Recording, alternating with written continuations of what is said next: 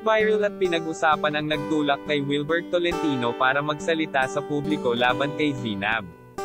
Pero hindi ito pinagtanggol si Wilbert nila Angelica, Flo G at Darlie. Ito ay banat din ni Makakago sa kanyang latest vlog. No. Welcome to Sikat Story. Mapapansin sa comment na suportado ni Angelica Yap si Wilbert sa issue. Ang sabi ay, "Parang naiyak ako nung nabasa ko ito. Hayaan mo na may hangganan din lahat ng masasama. Love you malaban." Marami ang nag-react nang si Angelica ay nag-comment kay Wilbert. Eto talaga yung totoong trash. Halatadong laki ng inggit kay Zinab.